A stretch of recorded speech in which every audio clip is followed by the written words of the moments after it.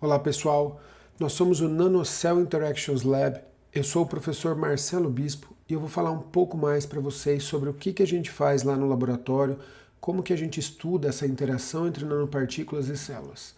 Eu queria começar explicando para vocês um pouquinho o que são nanopartículas. Nessa imagem a gente tem alguns exemplos aqui na porção inferior, como micelas, lipossomas, nanopartículas de ouro, poliméricas. Elas estão na faixa de tamanho de proteínas e DNA. E elas são muito parecidas com partículas como os vírus. Então a gente pode ter o acúmulo de centenas até milhares dessas nanopartículas dentro das nossas células. Tá?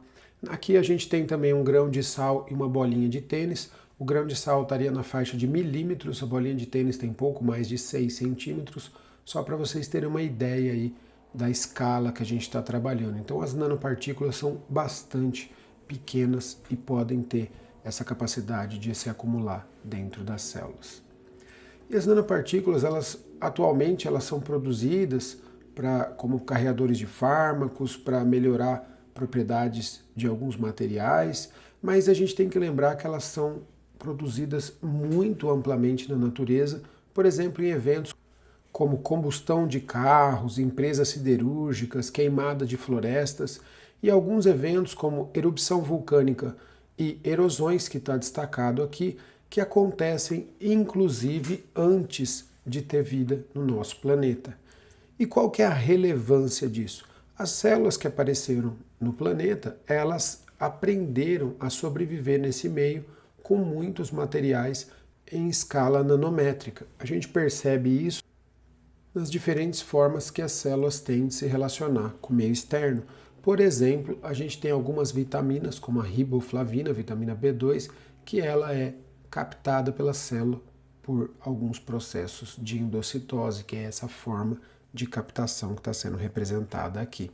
Além disso, a gente tem a transferrina, que é uma proteína carreadora de ferro para o interior das células.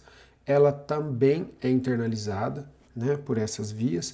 E as vesículas transportadoras de colesterol, HDL, LDL, vão ser captadas por esse processo. E é interessante que todos esses materiais, eles nunca vão ser colocados diretamente dentro das células. Eles vão ser mantidos dentro de vesículas e vão ser processados, o que significa que na maioria das vezes eles vão ser degradados dentro dessas vesículas intracelulares chamadas endossomo precoce, endossomo tardio e lisossomos. E quando as nanopartículas entram dentro das células, elas vão percorrer esse processo, a gente chama de tráfego, e elas podem causar uma série de efeitos adversos ou de problemas dentro da célula. Por exemplo, elas podem acabar causando danos na mitocôndria, que é a organela que produz energia na célula. Elas podem acabar liberando íons que podem ser danosos para a célula, podem causar danos ao DNA das células, o que seria bastante prejudicial, e levar à produção de espécie reativa de oxigênio, que pode desencadear outros problemas, como oxidação de proteínas e danos como ruptura da membrana. Tá? Então aqui é só para a gente ter uma ideia dos problemas que podem ser causados dentro das células. O nosso grupo tem 2 publicações, se você quiser saber mais a respeito, são bastante simples em português, são chamadas de endocitose e tráfego intracelular de nanomateriais e como estudar então a interação entre nanopartículas e sistemas biológicos. Se vocês tiverem interesse nessa área, deem uma olhada nesses 2 artigos. E a nossa pesquisa, dentre as várias abordagens da interação entre nanopartículas e células, a gente escolheu focar na entrega de material genético, que é chamado de gene delivery, e nos efeitos tóxicos, na toxicidade dos nanomateriais, que é chamado de nanotoxicologia. Eu vou falar então um pouco da rotina do nosso trabalho. O nosso laboratório é um laboratório de cultura de células, ou seja, a gente trabalha in vitro, a gente não realiza experimentos em animais.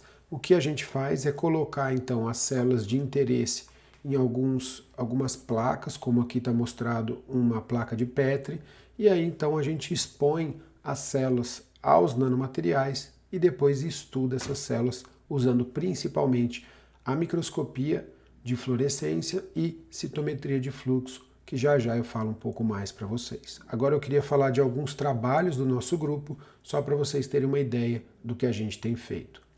Em um primeiro trabalho, a gente estudou a interação de nanopartículas de prata, representadas aqui como AgNP, e alguns antioxidantes. Aqui eu estou destacando para vocês o NAC, a N-acetilcisteína. Esses compostos são muito utilizados na literatura, pois, como eu mostrei para vocês anteriormente, um dos efeitos tóxicos é a produção de espécie reativa de oxigênio. Mas nesse trabalho, o que a gente mostrou foi que o N-acetilcisteína, ou o NAC, ele interagiu diretamente com as nanopartículas, levando elas à agregação. Observem aqui essa imagem de microscopia eletrônica de transmissão, onde em um a gente tem a nanopartícula de prata livre e em dois em presença do antioxidante N-acetilcisteína. E quando a gente então incubava com N-acetilcisteína, a gente então prevenia os efeitos tóxicos dessa nanopartícula, mas não por inativação de espécie reativa de oxigênio, e sim por um efeito físico de agregação das nanopartículas. Esse trabalho foi publicado com o título Antioxidantes contendo tiol interferem na avaliação da citotoxicidade de nanopartículas de prata. E esse trabalho, então, nos levou a levantar a seguinte hipótese: será que a gente poderia utilizar esse composto para prevenir os efeitos tóxicos da nanopartícula de prata em animais? E isso foi baseado no fato de que não há hoje opções terapêuticas ou tratamentos em caso de uma intoxicação com nanopartícula de prata. O que a gente observou então foi que com os animais tratados com nanopartícula de prata, a gente viu que essa nanopartícula teve um acúmulo no fígado dos animais, levando a uma hepatotoxicidade. E quando a gente tratava com o N-acetilcisteína, logo após a intoxicação, ele provavelmente estava levando a essa agregação que a gente viu, e isso mudava a biodistribuição das nanopartículas. Agora elas eram desviadas para os rins e elas saíam na urina dos animais, prevenindo os efeitos tóxicos que a gente tinha observado anteriormente. Esse trabalho foi publicado com o título N-acetilcisteína reverte a intoxicação por nanopartículas de prata em ratos. Em um outro trabalho, a gente usou nanopartículas lipídicas, representadas aqui na esquerda, para carrear DNA, que também estão representados interagindo com essa nanopartícula. A gente quis saber, então, do que dependia a liberação desse DNA dentro das células. A gente seguiu como esse nanomaterial é internalizado e como é o tráfego dele dentro das células, até chegar à liberação do DNA e a célula expressar esse material, e nesse caso ela fica verde porque ela expressa a proteína GFP. E a gente mostrou que a acidificação do endossomo, que é a diminuição do pH dentro das vesículas, é fundamental para essa liberação. E esse trabalho foi publicado e a gente destacou que as nanopartículas lipídicas sólidas, elas precisam dessa acidificação dos endossomos para liberar o DNA dentro das células. Em um outro trabalho que a gente fez em colaboração com a Universidade Federal de Minas Gerais, com o professor André Barros, a gente usou então lipossomas para tentar melhorar as propriedades desse fármaco. Então, primeiramente, o fármaco foi incorporado ao lipossoma e depois a gente expôs as células a esses materiais. Esses materiais foram então internalizados pela célula e mais uma vez seguiram o tráfego intracelular. E a gente mostra aqui a liberação desse fármaco e o acúmulo no núcleo das células.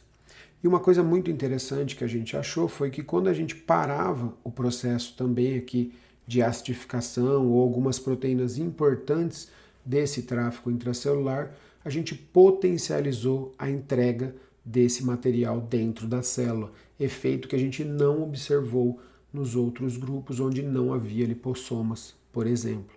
E isso serve como base para o desenvolvimento ou melhoria dessa formulação lipossomal. Olá, meu nome é Fernanda e atualmente eu faço doutorado pelo programa em Biologia Funcional e Molecular no Laboratório NanoCell. E hoje eu vou explicar um pouquinho sobre a minha pesquisa. Você já parou para pensar que está constantemente exposto às nanopartículas?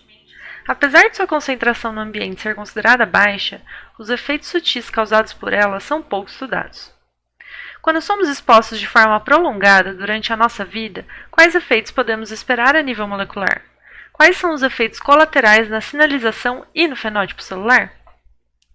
Será que as nanopartículas de prata, que já estão presentes em produtos comercializados, afetam as células hepáticas em uma exposição a longo prazo e em baixas concentrações?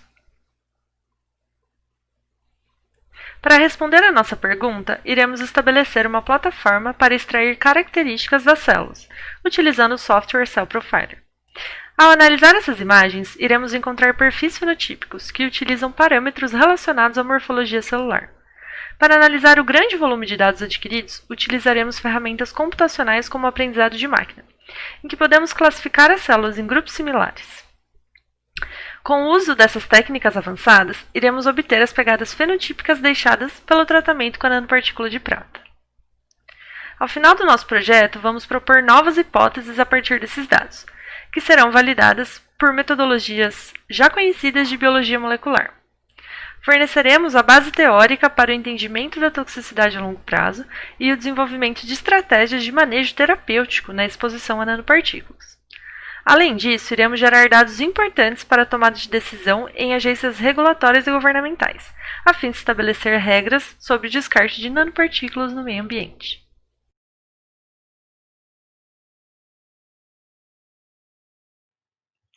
Oi, pessoal! Aqui é a Tuane, sou doutoranda no NanoCell e vim mostrar um pouquinho do meu trabalho para vocês. Até 2015, foram produzidas 6.300 toneladas de plástico novo no mundo. Estima-se que 9% desse total tenha sido reciclado e 12% desse total tenha sido incinerado. A maioria, 79% restante, acabou sendo descartada em aterros ou mesmo indo parar na natureza, no ambiente. Esses plásticos que ficam no ambiente podem se deteriorar e formar algumas partículas menores, que nós chamamos de micro e nanoplásticos, chegando inclusive na água potável. E não é pouco! Estima-se que nós consumimos cerca de 1 cartão de crédito por semana de plástico. E, por serem tão pequenos, esses nanoplásticos podem alcançar e até mesmo entrar nas nossas células. E, além deles, existem ainda outros poluentes que estão presentes nessa mistura. Será que a interação desses materiais com o nosso organismo pode desencadear alguma reação? Qual que é o efeito de uma vida toda ingerindo essas partículas em água tratada? Em meu projeto, eu utilizo modelos de células humanas para testar a exposição aos nanoplásticos e aos poluentes, partindo de concentrações semelhantes ao ambiente e avaliando tempos de exposição mais longos. Assim, nós podemos investigar esses efeitos através de fotos tiradas em microscopia. E, analisando essas fotografias em computadores e programas especiais, nós conseguimos extrair muitas informações dessas imagens, reconhecer alguns padrões ou características que são peculiares e que ocorrem em células que são expostas a uma condição bastante específica. Assim, nós podemos obter algumas respostas e até mesmo levantar muitas novas perguntas.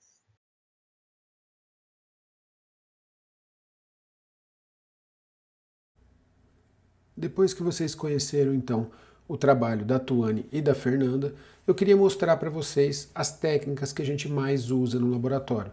A gente usa bastante a citometria de fluxo, que é uma técnica que permite a gente analisar vários parâmetros ao mesmo tempo, como a complexidade das células, né, a nossa amostra, o tamanho, e também a incidência de um laser permite detectar se a gente tem alguns marcadores específicos naquela amostra. Então a gente consegue saber se as células estão internalizando nanopartículas, se elas estão morrendo, se elas estão desempenhando algum processo específico.